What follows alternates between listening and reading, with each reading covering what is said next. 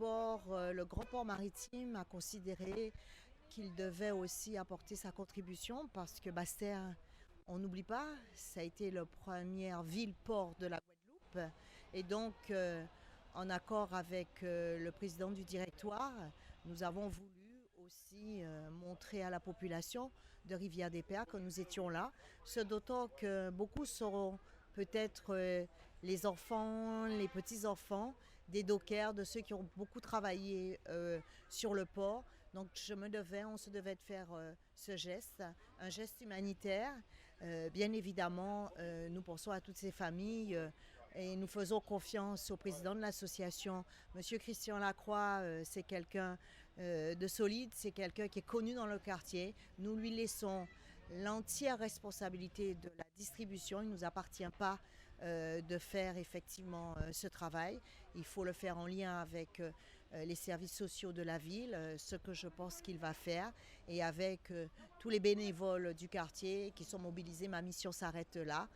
Je voulais simplement m'assurer que la livraison avait bien été faite à Monsieur Christian Lacroix. Vous étiez là dès le départ, hein, Madame Panchard, dès le départ où vous étiez à côté des habitants de Rivière-des-Pères. Comment vous avez trouvé est-ce qu'il fallait avoir un gros cœur quand même pour peu supporter un tel désastre?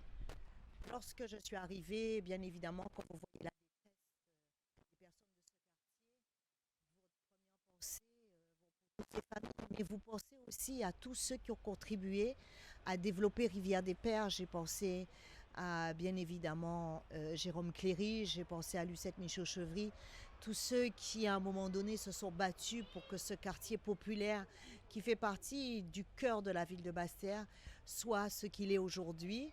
Et je peux me féliciter, il y a encore beaucoup de choses à faire, mais avec l'intervention de la région qui a contribué à enlever toutes ces boues, Rivière-des-Pères commence à retrouver un peu son âme. Il faudra du temps, mais nous sommes là et ils peuvent compter sur nous. Un grand merci au port autonome et à la présidence qui est derrière, on ne peut pas passer à côté. Merci à tous ceux qui font pour le quartier, qui donnent pour le quartier et qui veulent que le quartier s'en sorte. Je remercie tous ces gens-là. Merci. Comment ça se passait la distribution? Non, ça va. Je peux dire qu'il y a de la solidarité, il y a ce qu'il faut. Maintenant, c'est à nous de travailler à remonter la pente, quoi. Monsieur le maire, est-ce qu'on peut dire les actions continuent au soutien des sinistrés de Basse-Terre? Oui, bien sûr, il y a eu la phase très urgence, hein, les fameuses 72 heures, comme on dit, après une catastrophe. Mais ça continue. Bien sûr, heureusement, pour le moral des troupes, les choses s'améliorent. On voit très très bien actuellement, quand on est sur Rivière-des-Pères, comment c'était le jour le lendemain de l'ouragan, enfin de la tempête Fiona. Et actuellement, mais c'est vrai qu'il y a eu, c'est peut-être particulier, hein, ce qui s'est passé à Rivière-des-Pères. Il faudrait vraiment qu'un sociologue se penche, parce que cette solidarité qu'il y a eu, cette concentration d'énergie, c'est peut-être spécifique à ce quartier. Parce que moi, personnellement, même si je suis de nature plutôt, je dirais, optimiste, je ne suis pas quelqu'un voilà, en sont solides, je ne pensais pas qu'on aurait été aussi vite. À la fois pour l'ensemble des travaux qui ont été faits, je remercie bien sûr l'ensemble des collectivités, régions, départements, comités d'agglo, l'État, la Croix-Rouge, le SDIS, enfin on va nommer tout le monde, il ne faut pas qu'on en oublie. Mais tout ceci, et le plus dur, ça a été de faire une coordination. Parce que si tout est concentré sur une route, sur un quartier, et c'est là où on a été bon, c'est que l'ensemble de ces partenaires, nous avons pu coordonner avec eux les actions. Et là, on arrive à l'Épère qui a complètement changé par rapport au lendemain de Fiona.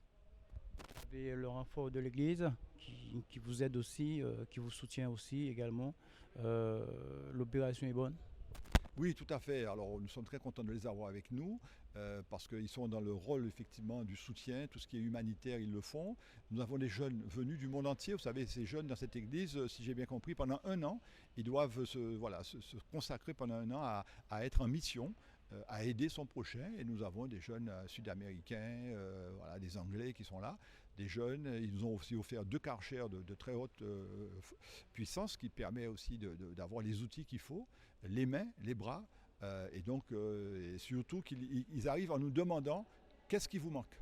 Il y a peut-être des matelas, donc c'est important, ils vont avoir fourni aussi des WC, donc ils arrivent en nous disant qu'est-ce qui vous manque, de façon à ce qu'il y ait cette coordination et que ce ne soit pas toujours le même quartier, la même rue qui soit favorisée. Donc le rôle aussi des élus du quartier, parce qu'on en a, est très important. Le rôle des experts de quartier, moi j'appelle souvent 2 ou 3 référents du quartier pour venir avec nous lorsqu'on va faire les dons, pour être sûr qu'on a créé une certaine équité dans cette souffrance globale. Monsieur Hamzoua, votre action aujourd'hui à Rivière Alors, d'accord. Notre action a été de soutenir la population de Rivière-des-Pères face à cette catastrophe. Et c'était tout à fait naturel pour nous de réagir parce qu'en fait, l'Église de Jésus-Christ a pour but d'aider dans son action humanitaire, d'aider les familles, d'aider les personnes qui sont dans des détresses et aussi qui ont subi des catastrophes. Alors c'est tout à fait naturel pour nous les membres, de pouvoir intervenir, réagir et apporter notre aide pour soutenir la communauté dans cette catastrophe. Outremernews.fr, le site de l'actualité Outre-mer, 24 heures sur 24 et 7 jours sur 7. Retrouvez la chaîne Outremer News sur YouTube.